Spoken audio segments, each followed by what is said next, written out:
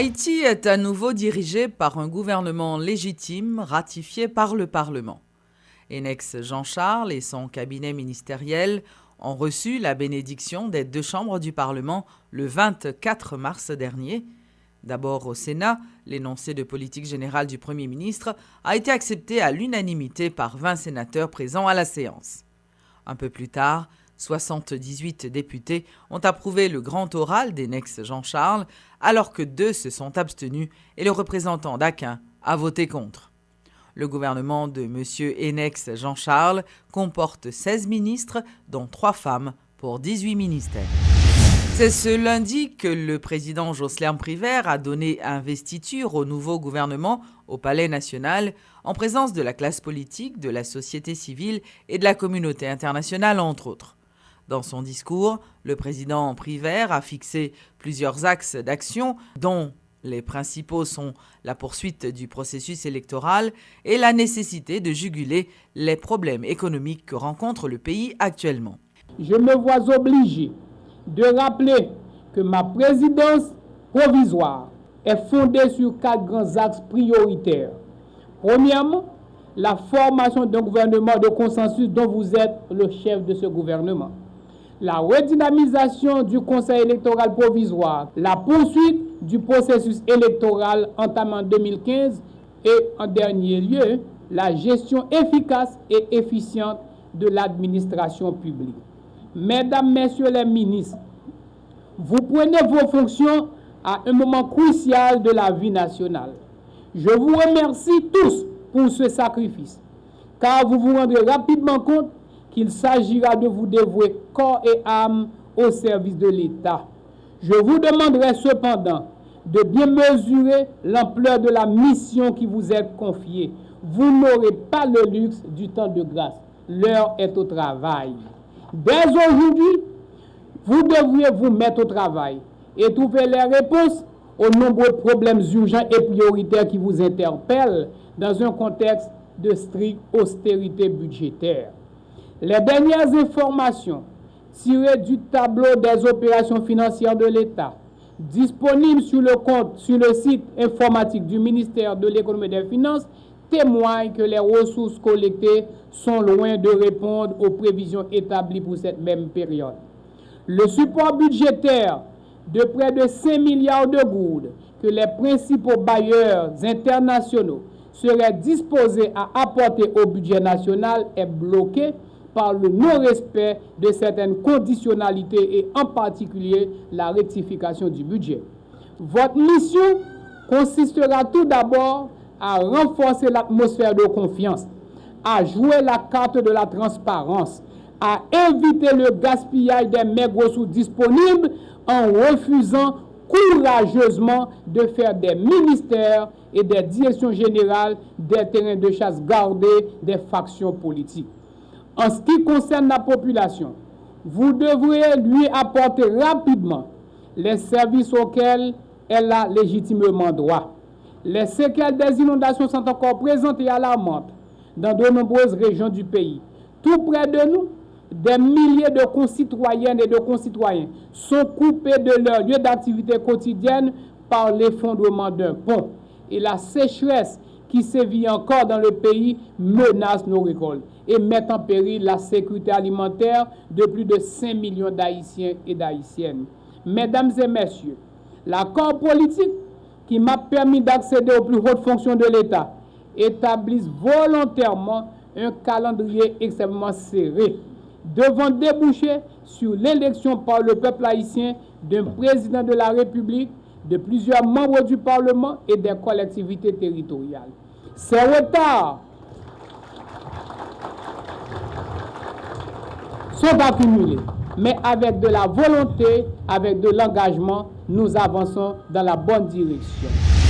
De son côté, le Premier ministre s'est engagé à agir avec célérité en poursuivant le processus électoral comme défini dans l'accord du 5 février. Enex Jean-Charles s'est engagé à recréer la confiance auprès des différents acteurs en vue d'aller vers une conclusion favorable du processus électoral. Il a également appelé les membres de son cabinet à faire preuve de solidarité et à travailler ensemble. J'ai pris bonne note de votre message et de vos consignes, Monsieur le Président de la République. En ces instants solennels où vous procédez à mon investiture dans mes fonctions de Premier ministre, sa haute portée invite chacun des membres du gouvernement à une action concertée et mobilisatrice autour des défis majeurs que sont la lutte contre l'insécurité, la lutte contre la faim, la lutte contre la vie chère, la lutte contre la corruption, dans une conjoncture marquée au coin des controverses électorales de la fin de l'année 2015. Il est tout à fait évident que, comme je l'ai exprimé à l'encre forte dans l'énoncé de ma déclaration de politique générale, nous avons fait le pari de mener à terme le processus électoral dont la relance et la poursuite, véritable enjeu du moment, tel que défini dans l'accord du 5 février 2016, constitue le cadre de l'action gouvernementale. C'est là l'objectif principal que nous entendons poursuivre et dont la mise en œuvre s'avère une priorité pour le gouvernement de la République, dont l'action consistera dans une démarche participative à créer toutes les conditions d'un heureux dénouement des controverses électorales pour le plus grand bien de la population haïtienne qui aspire légitimement à un mieux-être. Je souhaiterais, dans cette perspective, miser sur les efforts et l'action collective de tous les membres de l'équipe gouvernementale. La convergence de leurs efforts est un atout indispensable à notre réussite. Je les invite à concilier en permanence l'unité dans notre diversité en faisant preuve de l'esprit de solidarité. Nous devons, dans notre quête d'unité, nous retrouver sur la même ligne pour pouvoir avancer ensemble dans le bon ordre vers la même direction. De plus, la contribution attendue de tous les secteurs de la vie nationale nous permettra de trouver une issue favorable à cette situation exceptionnelle que traverse notre pays actuellement.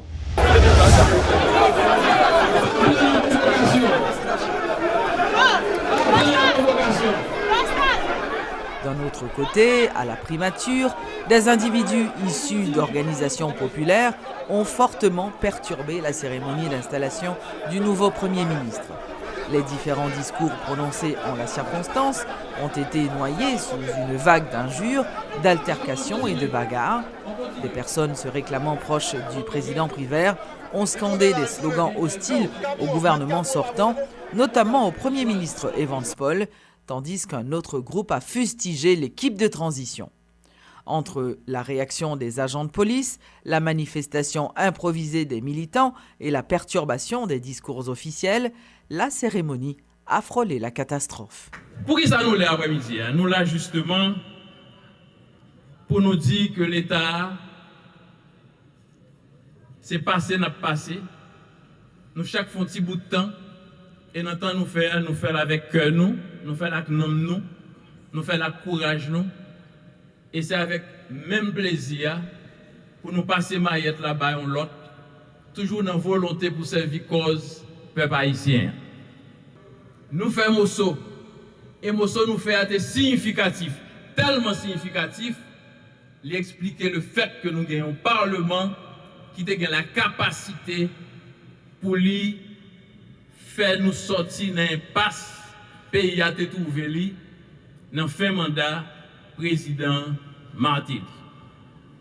Et c'est le Parlement ça qui sortit dans la démarche élection nous avons initiée qui pourra le permettre nous gagner aujourd'hui un président provisoire qui sortit dans l'élection au second degré, une expérience nous avons fait depuis 1946.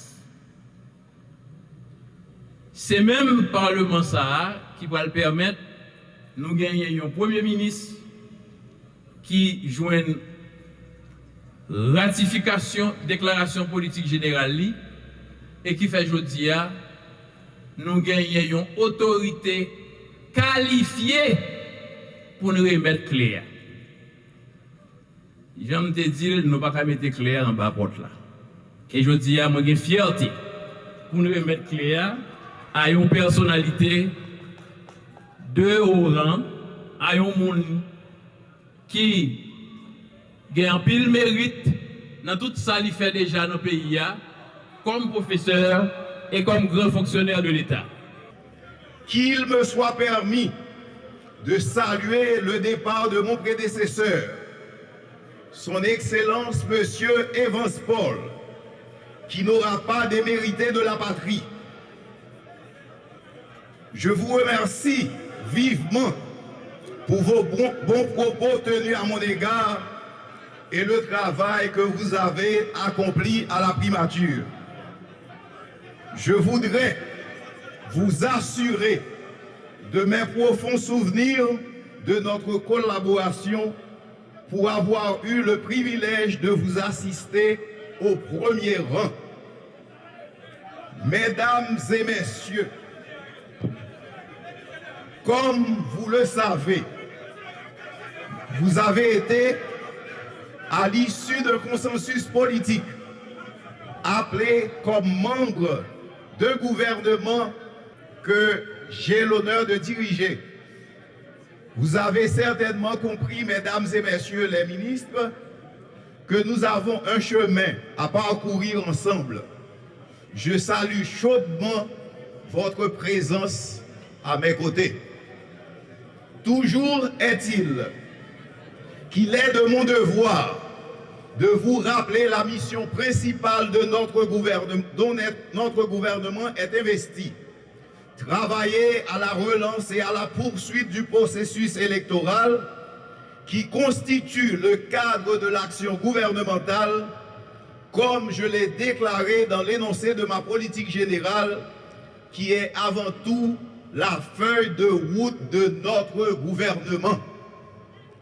La responsabilité de chacun de nous est donc engagée à travers les différents ministères dont vous aurez la charge, car l'efficacité de l'action gouvernementale sera appréciée à travers nos actes et nos résultats qui tiennent particulièrement compte de la satisfaction des besoins de la population.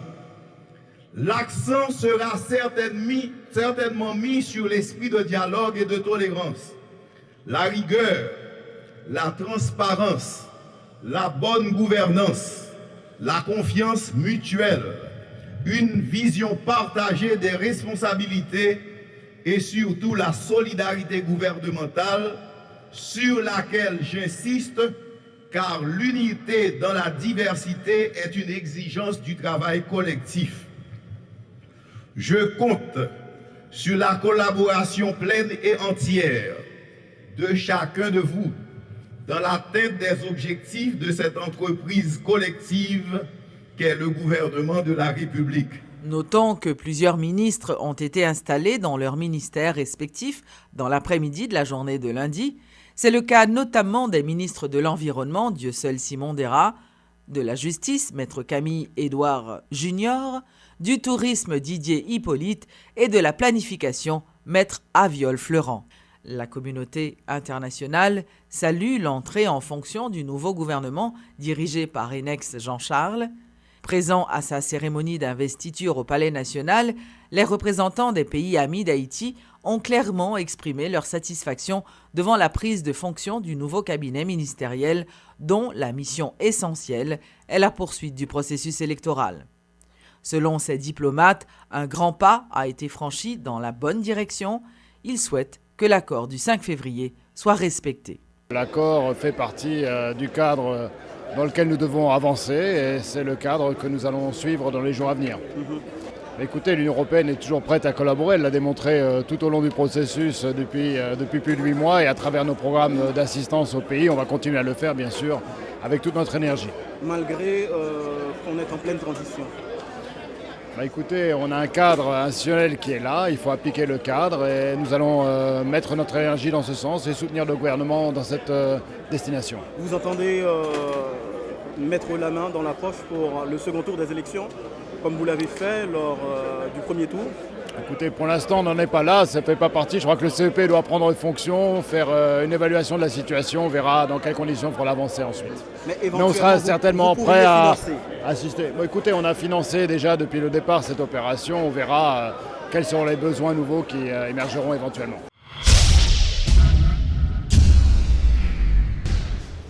Le Conseil électoral provisoire a été finalement constitué. La cérémonie d'installation des 9 nouveaux membres du Conseil électoral provisoire a eu lieu ce mercredi. Les conseillers électoraux ont prêté serment à la Cour de cassation et ont été installés dans les locaux de l'organisme électoral à Pétionville. Vous ne vous laisserez pas manipuler, influencer par qui que ce soit, quelle que soit son appartenance. Donc, vous devez agir en toute indépendance. C'est le conseil du président de la Cour de cassation, Maître Joseph Mécène Jean-Louis, aux 9 nouveaux conseillers électoraux. Le juge qui présidait à la cérémonie de prestation de serment de ces 6 hommes et 3 femmes, dont la mission est de finaliser les élections contestées de 2015, était sans complaisance et ses paroles choisies à bon escient. Vous ne devez pas prendre sur vous la responsabilité d'afficher vos sympathies partisanes, ni tenter d'influencer de quelque manière que ce soit les votes des électeurs. Je jure de respecter la Constitution et les lois de la République, ont répété à tour de rôle les conseillers électoraux. Respect de la loi mère, oui, mais l'exercice s'avère traditionnellement difficile. Le représentant du secteur presse au CEP n'est pas dupe. Léopold Berlanger admet que finaliser les élections controversées de 2015 relève d'un gigantesque défi. Qu'envers et contre tout, nous saurons nous élever à la hauteur de la tâche qui nous est confiée. Vive Haïti, vive bon Jean élection, notre tête ensemble, notre transparence, notre dignité, dans la vérité. Parole parlée, parole comprendre.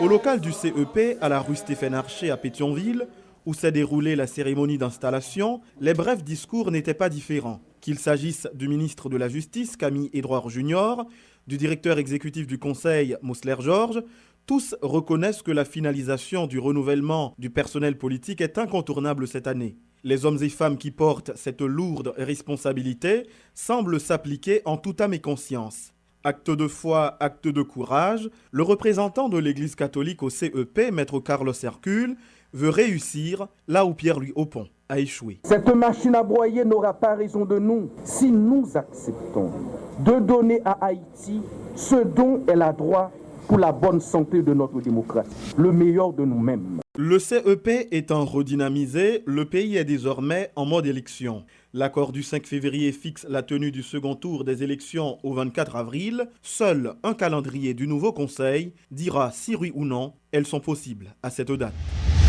Le CEP, qui a pour mission de finaliser les élections lancées en 2015, est constitué comme suit. Maître Carlos Hercule, représentant de l'Église catholique, Frinel Joseph pour le secteur protestant, Kenson Polinis pour le secteur vaudou, Marie-Hérole Michel pour le secteur patronal, Jean Dorcelli pour les syndicats, Léopold Berlanger pour la presse, Marie-France Joachin, le secteur des femmes, et Jean-Simon Saint-Hubert, représentant le secteur des droits humains. Notons que le conseiller Léopold Berlanger est élu président de l'institution électorale. Maître Carlos Hercule en est le vice-président. Marie-France Joachin occupe le poste de secrétaire général et Frinel Joseph est élu trésorier au sein de l'organisme électoral.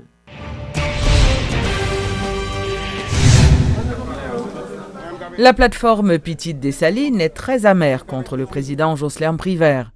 Cette structure politique continue de réclamer la mise en place d'une nouvelle commission de vérification électorale pour faire la lumière sur les élections du 9 août et du 25 octobre 2015.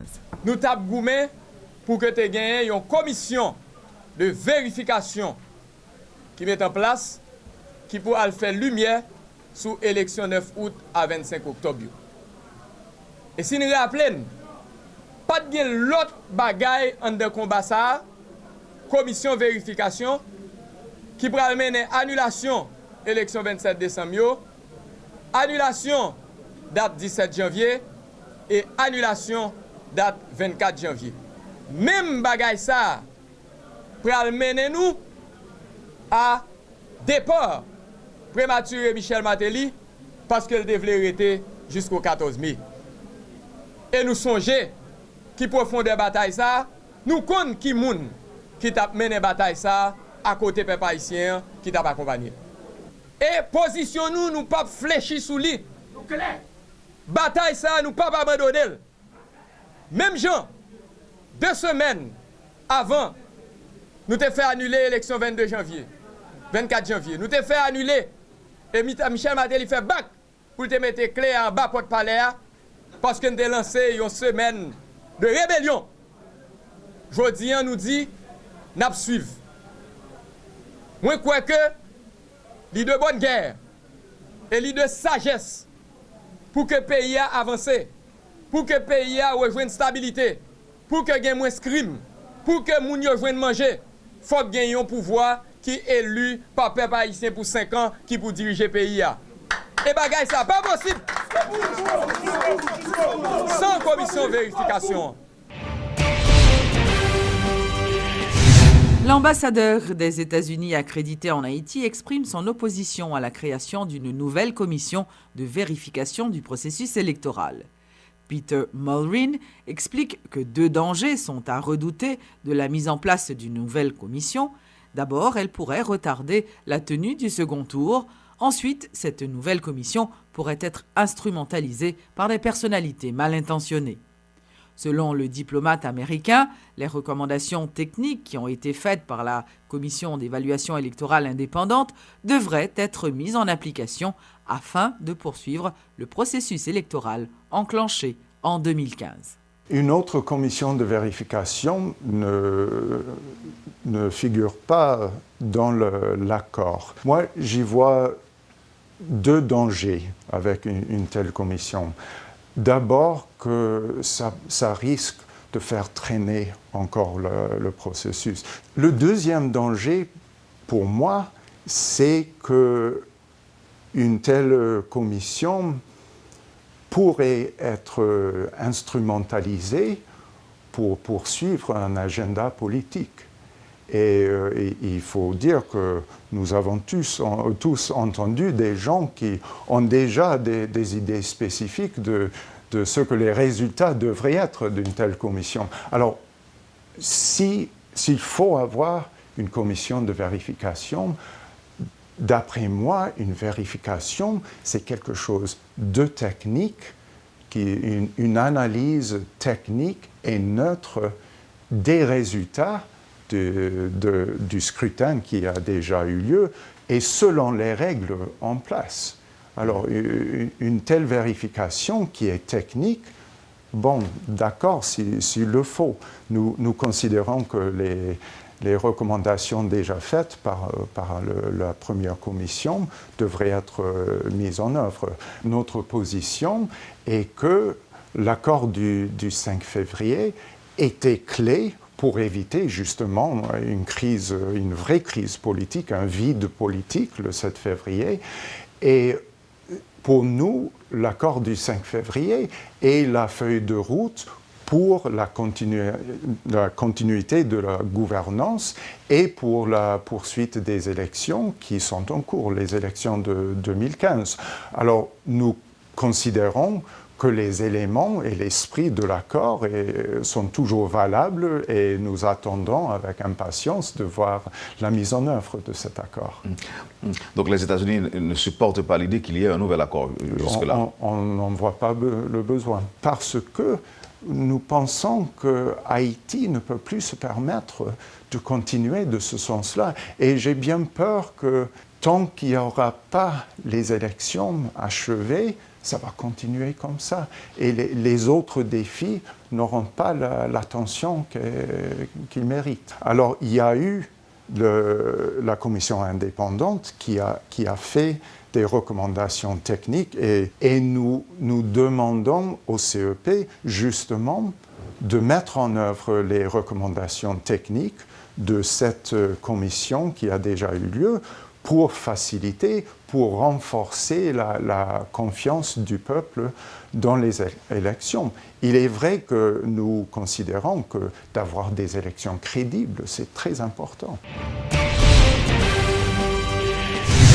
Le Conseil électoral provisoire aura la charge de décider du sort de la commission de vérification électorale prévue dans l'accord du 5 février, selon Serge Simon, le nouveau porte-parole de la présidence. Désormais, plus besoin de demander à un membre de l'exécutif si l'échéance fixée par l'accord du 6 février pour la tenue des élections sera respectée. Que ce soit le président Privert, son cabinet ou encore son porte-parole, ils vous diront d'attendre l'évaluation du CEP. Alors que tout le monde estime difficile, voire même impossible, de respecter scrupuleusement l'accord politique, l'exécutif ne veut pas se rendre à l'évidence et préfère éviter la question en se tournant vers le Conseil électoral qui va devoir fixer un calendrier. Le porte-parole de la présidence, Serge Simon, l'a confirmé ce mercredi. Le président de la République, ça a été pour le faire concernant les élections, il fait lui. Donc, il y a maintenant, c'est le Conseil électoral provisoire et c'est eux-mêmes qui viennent mettre la main pour évaluer la situation, pour voir exactement comment il a avancé et qui date d'élection est capable de faire. Selon l'accord qui a facilité l'élection de Jocelyne Privert au second degré, le pouvoir de transition avait comme seule mission la poursuite du processus électoral et ceci en 90 jours. Aujourd'hui, alors qu'il reste seulement 44 jours au président Privert, rien n'est clair sur la tenue des prochaines élections. Entre l'insuffisance de fonds et la vérification des dernières joutes, cela risque d'être long, quoique Serge Simon refuse de l'admettre. Selon les données communiquées hier au Conseil des ministres par le nouveau ministre des Finances, il ne reste que 6% des fonds alloués pour les élections de 2015. Parallèlement aux élections, le gouvernement de transition voudrait remettre l'administration publique sur les rails. Si la volonté est là, les moyens font défaut, à entendre le nouveau porte-parole de la présidence. Le Premier ministre Enex Jean-Charles proposera dans les prochains jours un budget rectificatif selon Serge Simon, qui toutefois demeure flou sur la manière de renflouer les caisses de l'État avec un nouveau budget. Là où on parle de l'argent qui finit, est-ce que c'est collecté? L'institution ne va pas collecter l'argent encore? Qui s'est passé qui ne fait pas qu'il continue à rentrer chaque mois? On a parlé de recettes publiques et là, nous sommes dans le budget. C'est dans le budget, c'est comme ça qui est doué là. On a parlé de l'exercice fiscal là. Finalement, pas rien, nous à 5 mois. Si l'accord paraphé par l'ancien président Martelly, l'ancien sénateur Jocelyne Privert et le député Scholzer Chancy avaient prévu la création d'une commission de vérification électorale avant même la formation du CEP, aujourd'hui, l'exécutif veut laisser le choix au Conseil de décider sur ce sujet. Sachant combien ce dossier est sensible, certains parleraient d'échappatoire. Les plateformes politiques Réponse Paysans et Victoire demandent au Conseil électoral provisoire de réaliser le second tour des élections le 24 avril prochain. Les proches de Jovenel Moïse ont annoncé une marche mercredi pour faire passer leurs revendications.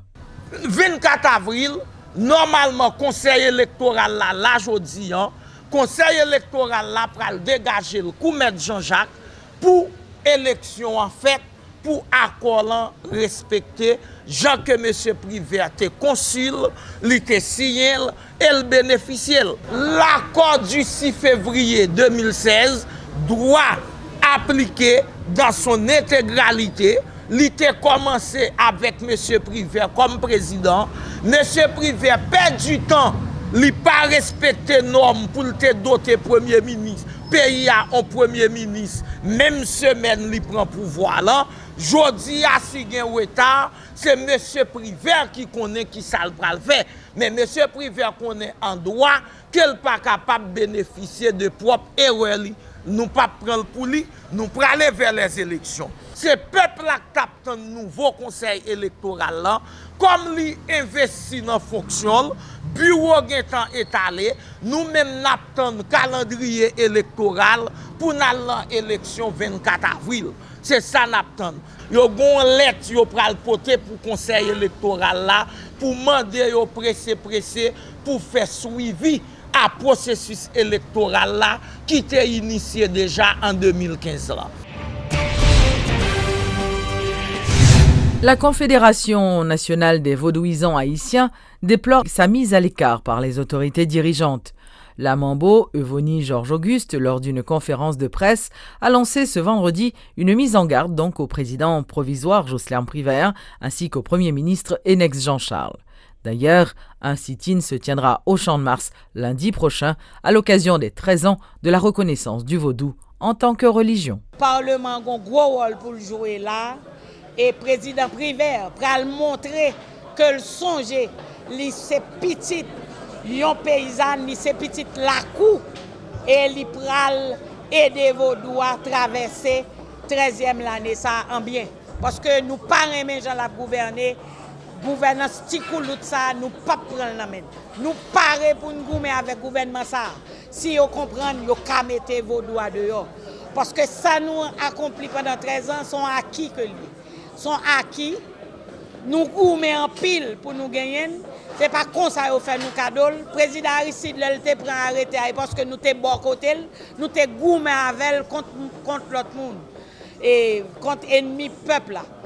Parce que nous même petits nous sommes dans peuple là.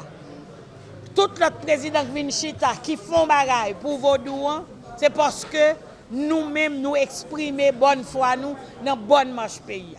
Président Privert nous paraît, c'est nous paraît pour nous mener bac pays ensemble avant s'ouvrir. Mais si vous pensez ou kamenen sans nous, ou chire ou monter cocoyac soulier. L'homme monter cocoyac soulier ou tomber. Si vous pas tomber ou l'aide. Aïe bobo. Aïe bobo.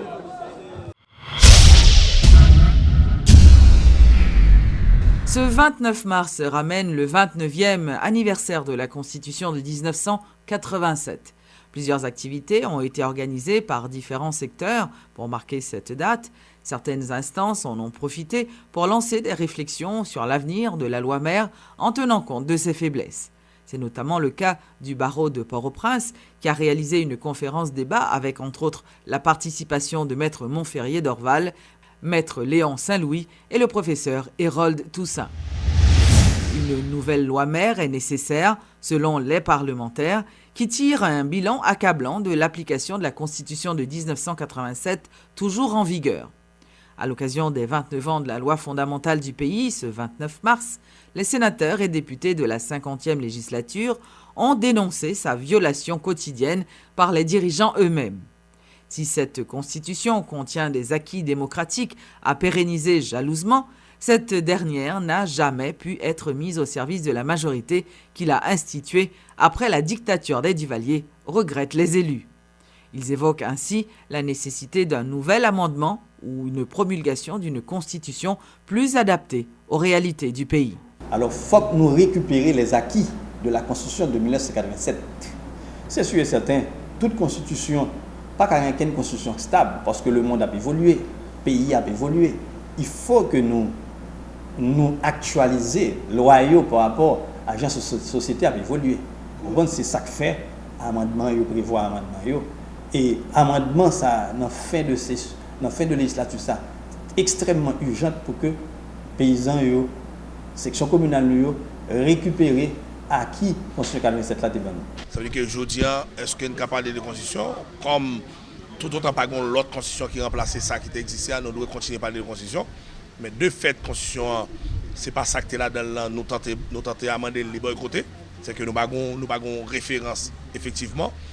Deuxièmement, tout le monde qui passe, si c'est respect de la constitution que tu as dû voir dans la prison, grand pile qui dit, mais en vérité, un pile monde qui dirige le pays, ça tape dans la prison. D'où le levé campé qui doit être fait, une conscience qui doit prendre pour nous comprendre que pas de société qui a existé sans pas de règles, parce que c'est les règles qui régissent le fonctionnement de la société.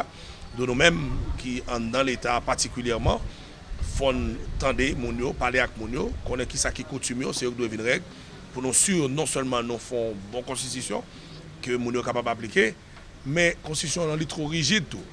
Pouvoir est trop complexe. Donc chaque fois nous créons une certaine complexité dans le pouvoir, c'est très difficile pour que nous atterrissions. Dans ce sens, je pense que c'est dommage aujourd'hui. Nous n'avons pas de constitution, nous n'avons pas gagné de trop positif, nous avons dit que texte, il faut qu'il te déploie pour écrire, mais en ce qui a été à respect et tout le bagaille, c'est totalement négatif. 29 ans, c'est 29 ans de viol de la Constitution, systématique de la Constitution. Monsieur a violé le Géovelé Et en 2011, puis gros viol l'a fait. En 2009, on a commencé pour l'exécutif a dévoyé une proposition pour nous amender la Constitution, ouais, comment le fait, sans débat. Et c'est pour la première fois dans l'histoire d'Haïti, on doit voter en même temps dans deux chambres, alors qu'on compte comment pour le faire, il faut le faire dans une, pour la non deuxième pour corriger, en cas de correction. Je dis à là, nous avons un petit bébé qui n'a pas baptisé. Nous avons un petit monde de 4-5 ans qui n'a pas baptisé. Je dis à là, personne ne connaît sous qui égide la Constitution nous est. Et on bataille mené pour depuis 5 ans. Donc je dis à là, où est-ce que ça se trouve là? Je veux dire, nous avons flou constitutionnel. Même gouvernement là, je veux dire, président élu sont flou, ou d'ailleurs, ou même pas participer dans rien à la fête, parce que ça qu'a fait là, c'est violation flagrante de la Constitution. Donc moi-même, là, je constaté, mais société n'a pas dit rien. Tout les gens depuis 5 ans, personne ne va arriver. Moi, en pile bagaille. Parlementaire, rentrer la caille en constitution et corriger. Ouais, après ça, il y a comme récompense poste ministériel. Après ça, il y a président tout. Après ça, ça veut dire que faut nous retourner sur la voie légale. Et je pense que nouvelle génération de politiciens que moi-même moi apprenais, m'espérer que nous sommes capables de respecter les lois fondamentales de la nation.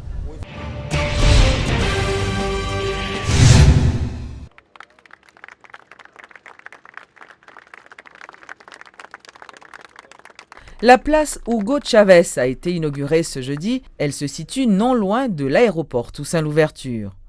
Le Premier ministre haïtien, Enex Jean-Charles, et le vice-président de la République du Venezuela, Aristobulo Almeida, ont tous les deux procédé à l'inauguration de cette place exactement 200 ans après la première expédition de Simon Bolivar en 1816. La place Hugo Chavez est la résultante d'une entreprise de planification urbaine orchestrée par l'État haïtien pour mettre en valeur et offrir à la population haïtienne des espaces publics embellis, agréables et bien aménagés.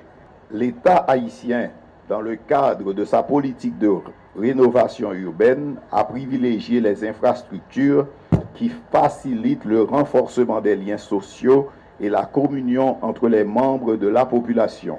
Et ce n'est certainement pas un hasard s'il a été choisi de réhabiliter ce lieu comme un podium de fraternité entre les deux peuples, éclairé à la silhouette rayonnante de l'immortal président Hugo Chavez dans le voisinage de l'aéroport international qui porte le nom d'un autre immortel, le précurseur Toussaint Louverture. Ce projet a bénéficié du support du Venezuela à travers les fonds du Petro-Caribé. Ce chantier a généré dans la zone plus d'une centaine d'emplois directs et indirects. Nous souhaitons que cette délégation de très haut niveau en Haïti transmette au gouvernement du Venezuela et au peuple vénézuélien toute notre gratitude. Aux habitants des communes de Tabar et de Delma, qui sont les premiers bénéficiaires de cette place, ainsi qu'à tous ceux qui viendront visiter ces lieux, je demande de s'approprier ce nouvel espace de loisirs, de sport et de détente. Je vous exhorte également d'en prendre le plus grand soin, car elle vous appartient avant tout. C'est un bien public qui vous a été donné, il vous faut le préserver pour le bénéfice de la communauté tout entière.